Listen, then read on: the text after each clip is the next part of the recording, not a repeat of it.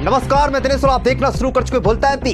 बीते दिनों एमपी में 3 दिसंबर को नेताओं के मुकद्दर का पिटारा खुल गया और एमपी में शिवराज मामा की सरकार फिर से जंप लेकर उछाल ले गई। लेकिन कांग्रेस के कमलनाथ की आंधी कमल में तब्दील हो गई।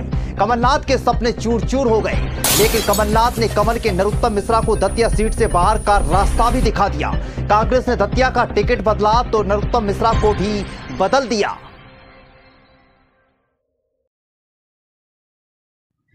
दतिया सीट पर नरोत्तम मिश्रा की सबसे बड़ी हार की वजह क्या है? दतिया को चहुमुखी विकास से सजा देने वाले नरोत्तम मिश्रा को क्यों मिली सजा?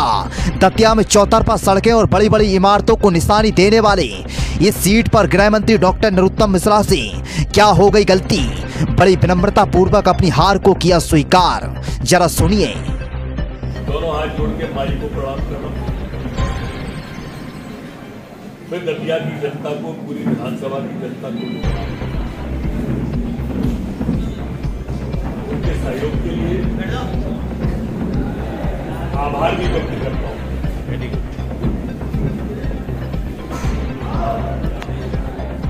आभार ग्रामीण जनता का भी और शहर की जनता का। किसी ने कहा है ना कि क्या हार में क्या जीत में किंचित नहीं भयभीत में, कर्म पथ पर जो मिला ये भी सही वो भी। माननीय अटल जी की पंक्तियां हैं सही या किसी कवि की। देखो, जनादेश को हमेशा मित्रों सर माथे पे लेना चाहिए और जनता का निर्णय हमेशा सही होता है। हो सकता है हम सही विकास नहीं कर पाए और इसलिए आने वाले को अवसर देना चाहिए कि वो हमसे अच्छा शायद करे। जनता की ऐसा सोचना होगा। हमने जनता की सेवा शायद अच्छी नहीं कर पाई,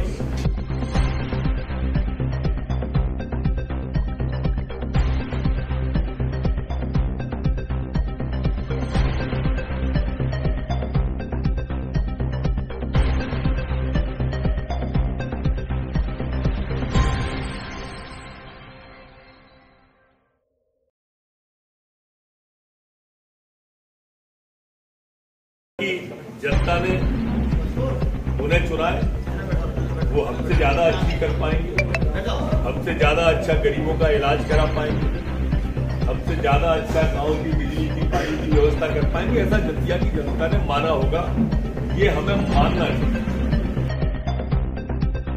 लेकिन नरोत्तम मिश्रा हार मानने वाले नेताओं में शुमार नहीं। कर्म पथ पर शुरू से ही अपनी काबिलियत के दम पर प्रदेश के विपक्ष को अपने तेवरों से हिला देने वाले नरोत्तम मिश्रा का संघर्ष अभी भी जारी। जरा सुनिए क्या कहते गृह मंत्री डॉक्टर नरोत्तम मिश्रा। असफलता एक चुनौती है, इसे स्वीकार करें। कहां गलती हुई है सोचें और विचार करें। ये हमको सोचना भी चाहिए और विचार भी करना चाहिए।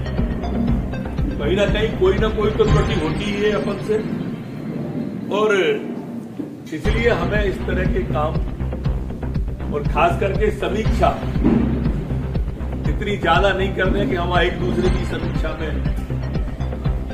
इतना जरूर मैं आप सबको आश्वस्त करना चाहता हूं, सरकार आपकी, ललकार आपकी और दरकार भी आपकी।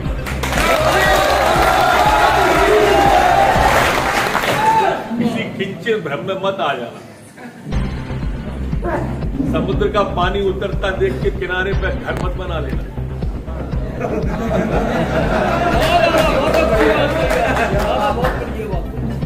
मैं लौट के आऊंगा, ये वादा है।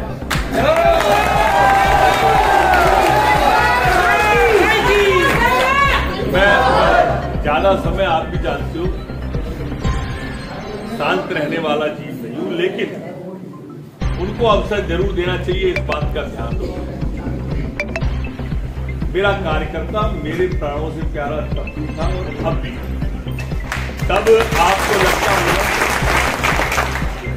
तब आपको लगता होगा कि मैं चुनाव के कारण कह रहा हूं, पर मित्रों सच में कार्यकर्ताओं में मेरे प्राण बचते हैं। वो जीतूं या हार ये तय मान के चलना।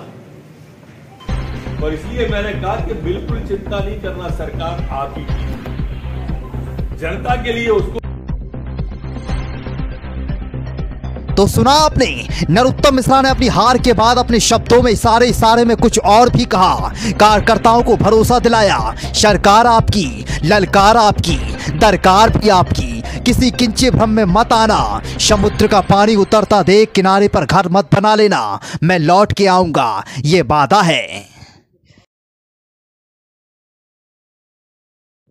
तो सुना आपने, ये गृह मंत्री डॉक्टर नरोत्तम मिश्रा ने अपने कार्यकर्ताओं को भरोसा दिलाया। गृह मंत्री रहते हुए डॉक्टर नरोत्तम मिश्रा ने दतिया की तस्वीर को 2008 से लेकर 2023 तक में हकीकत में बदला, विकास की रफ्तार को चौकना किया। पर फिर भी शहर के 36 वार्डों में से 19 पर हार किसकी अंदर ही अंदर ये चाल, पता पड़ेगा तो खुलेंगे कई राज। से पहले 36 वार्डों की कहानी के एक आंकड़ों पर नजर डालिए। जिस शहर को विकास की रफ्तार से घुमाया, उस शहर ने भी साथ छोड़ दिया।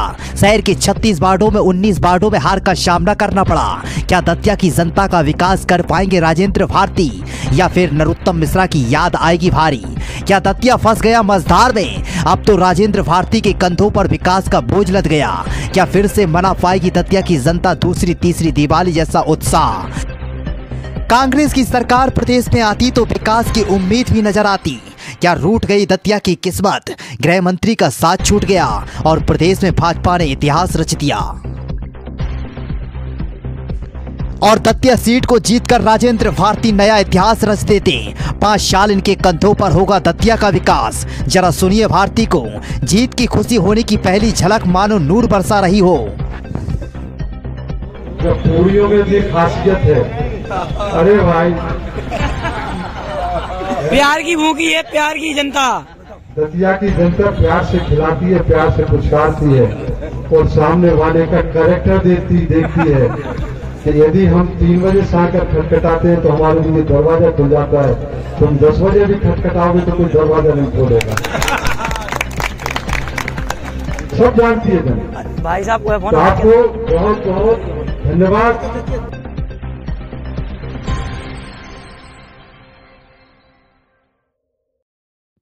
जरा देखिए शहर के 36 वार्डों में किसकी जनता ने कैसे किस्मत चमकाई। आंकड़ों का ग्राफ नीचे दिया गया। दिनेश के साथ बोलता एमपी तक।